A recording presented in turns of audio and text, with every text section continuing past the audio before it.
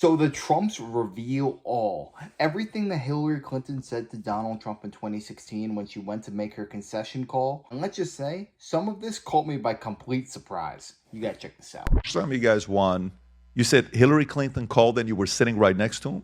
Yeah, I have a great What, picture. what was that call like? What did it sound like? I think I have the picture in my book right here. I'll just show it to you. I snapped a picture on my phone, and it was Hillary that called him up. And you'll remember Podesta that night? Oh, God. So this is a crazy story. Can I tell? So the J.K. Javits Center, my father pretty much built it, right? He got that whole thing approved, got it to the city, and they ended up building it. She wanted to do her, she wanted election night to be at the Javits Center. You know why? Because it has a glass ceiling. She wanted the glass ceiling to fall, right? That was like the whole thing. You know the other place when she ran against Barack Obama that she wanted to have her election night? Old Post Office, which is a hotel that we happened to build on Pennsylvania Avenue. So pretty much, if Trump ever touched a building, Hillary Clinton, if she ever runs again, should stay the hell away from the glass ceilings because it's not working well for her. But you'll remember, so Podesta comes out, and she had clearly lost, and everybody go home. It's going to be a long night. We'll regroup. We're going to come up with a great plan. We'll see you in the morning. And it was like 3 o'clock, and my father's like, listen, we had clearly won, and we had won by a lot. He had won by a lot, and he goes, I'm just going to go out, and I'm going to give him my speech. I'm not doing this on her time. I'm going to do it on mine. He was just about to go out and go out on stage, and we had no party planned. I mean, we literally took like a room in like the Marriott. We were too superstitious. Everybody was saying we were going to lose. So there's no way we're going to do this in Trump Tower. This is like, this was like home base for us. Like we're too superstitious. We didn't want that kind of negative juju on that building, right? And so we did in the Marriott. We didn't even have hors d'oeuvres. We just had like a bar in the corner, and everybody was getting hammered right as they waited for this whole thing to happen. Hillary had millions of balloons. She had the nicest caviar. She had Dom Perignon, right? They were going to celebrate the great victory. The difference is my father was in Michigan. I was with him in Michigan until 2:30 in the morning that morning. She had packed it in like 3 days before, right? She had totally given up, packed it in. They thought they were going to get the victory, and sure enough, she knew he was going to walk out on stage. And so she called him up and conceded. And I snapped this picture on my phone. And I think it's definitely the only picture of her calling my father, but I'll never forget it. And I could just hear her voice on the other side of that cell phone. And man, was that a good day. I mean, man, was that a... Was it a fair, did she say, was it like, hey, Donald, I don't want to make this, do you remember the words, what she said? Yeah, she said, listen, you ran a great race, and I'll never forget. And this was his gracefulness, right? There was no revenge. There was no... In fact, I mean, she deleted 33,000 emails. You'll all remember this. They could have easily imprisoned Hillary Clinton for a lot of bad stuff, and he thought it'd be terrible for the country. And he goes, Hillary, I have to say, you were tough as hell. You were one formidable, opponent. You were tough as hell, and you ran a hell of a race. And I give you a lot of credit. I mean, it was pure grace. And that speech was one of the most inspirational speeches. If you remember the speech, how positive it was, and everything else. And guys, we got to November 20th, which was Inauguration Day. 12 minutes after my father was inaugurated, that day, the Washington Post came out with a story. This is when the impeachment of Donald Trump begins. 12 minutes. 12 minutes. They couldn't even wait that long. And that's when the walls started closing in, and that's when they went after him like he was an absolute... And obviously me, I became this most subpoenaed person in American history for doing absolutely nothing wrong. And he was so graceful to her. And by the way, there's a great debate whether or not he should have been, to tell you the truth. I could argue... Man, they didn't bestow any grace on him. They decided to try and take him out in every way, shape, or form, including creating these Russia narratives that were just nonsense. And I'll never... Yeah, that's the article. The campaign to impeach President Trump has begun. 12 minutes later. Wow. January 20th. Jeez. 12:27. I'm so sorry. I said it was 12 minutes. It was 27 minutes after inauguration. We'll give you some grace on the timing. Thank you for the 14 minutes of grace. And did you also say that you were there when Kamala made the call?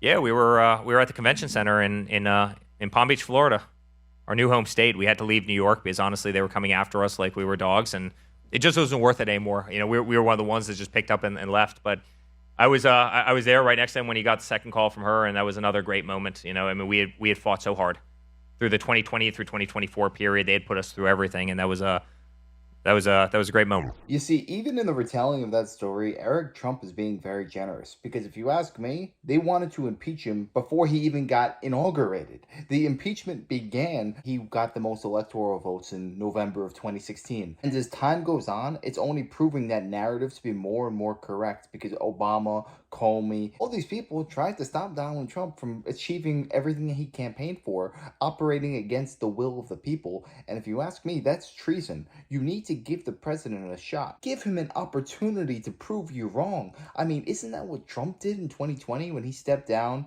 He thought he won the election, but he still stepped down, wished Joe Biden the best, and he just wanted this country to be the best possible country that it could be. And it just so happened, under Biden's tenure, America had never been so vulnerable, so he had to run again. He at least gave him a shot. These lunatics like Hillary, Obama, all these crooks, they didn't even give him the opportunity. It's graceful. Listen, I mean, it was such an embarrassing defeat. You know, I have to say that. You know, now she won't say that in her book, right? The closest race of all time. By the way, have you heard the new name for this book? I can't even trademark it, but it's so good. The 107 Days of Sobriety, as opposed to the 107 Days. Have you heard about this whole thing? But welcome to my book tour. 2 drink minimum. But in her book, she talks about how it was the closest race in political history. I'm sitting there, it's like, what about like Bush? Can't she Bush? say that? No, she can't say that. So- he won the popular vote. He won every swing state. He won Miami-Dade by 11 points. He won every state in the country tacked to the left. I'm sorry, to the right. You know, he won 11 counties in California that he had never been won by a conservative before. He won all of them. Like it wasn't the closest race. It was quite frankly an ass kicking. Like it wasn't a close race. It was. Did you see the conversation that Stephen A. Smith had on The View about the mandate? Did you hear that? Remember that part? When she goes, Trump keeps calling it a mandate, and they're like, this isn't a mandate, it's close. And Stephen A. Smith goes, excuse me. And he basically said everything, this is a mandate. Yeah. 7 swing states, every congressional district, bing, bing, bing, bing, bing. And he voted for Kamala. Stephen A. Smith, respect to you, Stephen A. But it was not close whatsoever. I don't know if he voted for Kamala. Did he say he voted for Kamala? I don't know. No, I think he said he said something, if I'm not mistaken. It's Did not he sit Trump. that one out? Yeah, he may have not voted for Trump. I know Cuomo said he didn't vote for We can Trump. fact check that. At least the guy had the fortitude to actually call out the Democrats for being lunatics on certain issues, sure. right? And maybe he didn't get there, but at least I give him a little credit for trying to have a little intellectual honesty in the whole conversation in a time where no one was having intellectual honesty. I mean, Jake Tapper. Did anybody see the interview with my wife where he, he's scolding her because she's saying that Biden doesn't have his mental faculties? I mean, That's right. How dare you diagnose? Do you have your doctorate degree? Children are going to think you're a bully for saying that a man with a stutter has a. I mean, he's torching her. Hey, pull up his book if you don't mind on that screen. I don't mean to step into Patrick's role, but pull up Jake Tapper's book. We just saw what Guest Rob was host. buying. By the way, Stephen A. did vote for Kamala. Stephen A. did vote for Kamala. So Sorry this to put is you on Jake the blast, Tapper's Stephen A. book, right? I got to read it. Original Sin: President Biden's decline, its cover-up, and his disastrous choice to run again. And yet he's on the media scolding Laura Trump because she said that he had a cognitive decline, right? I mean, the problem is they're all phonies, at least for Stephen A. Smith. He had the intellectual honesty to be able to punch back against the Democrats and say that some of their policies were disastrous, most of DEI. You know who interviewed him well with the book when he came out? Megyn Kelly. Did you see Megyn Kelly? Have you seen how Megyn Kelly interviewed Jake Tapper? Yeah. Pushing, but you said, no, Jake, but I'm in the business. But you can't say that I'm into this. Yeah. Wasn't he your friend, or was that Cuomo? No, That was Cuomo. That was not your Jake friend. Tapper. Yeah, No, Jake, no. But Cuomo, he's done a lot of stuff here with us. So we're looking at this book right now. If you're watching this and you're loving the podcast, this will be at the end of every single one of the clips. We would like to see if we can do something. Okay, thank you so much. I would like you, if you're watching this, to go support Eric Trump. We're going to put the link below. When it came to Joe Biden, the man who was our last president, anybody with eyes can see that this man was not cognitively fit to be the president of the United States. I mean, for goodness sake, it's the most important job in the entire world. Not just the country, the world. And we elected a man who is not even capable of walking off a stage, reading off a teleprompter, answering a question that has nothing to do with ice cream. This person was not fit, was not capable, and the media was trying to gaslight Americans into thinking there is nothing wrong whatsoever. I have seen a lot of media bias bias in my 28 years on this earth, but I will say I've never seen bias to the extent of them trying to tell us that Joe Biden is sharp with it and he is the most qualified person for that job. And the only reason that the media switched the flip on him is because they realized, oh my gosh, it is so apparent that we can't even cover for this anymore. We just need to get rid of him, throw in Kamala, because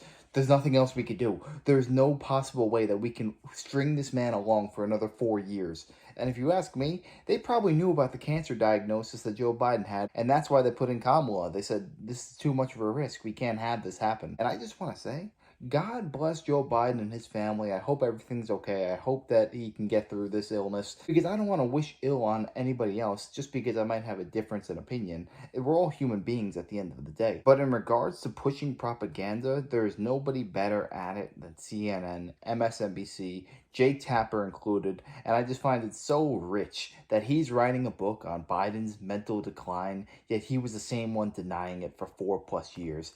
Give me a freaking break. I ain't buying what you're selling, guy. But yeah, let me know your thoughts on this down below. What do you think was the biggest lie that the media has ever told you in your life? Let me know. I'd love to know your thoughts. And if you enjoyed, make sure to smash out, like, comment, subscribe, and wish you guys nothing but the best. Until next time.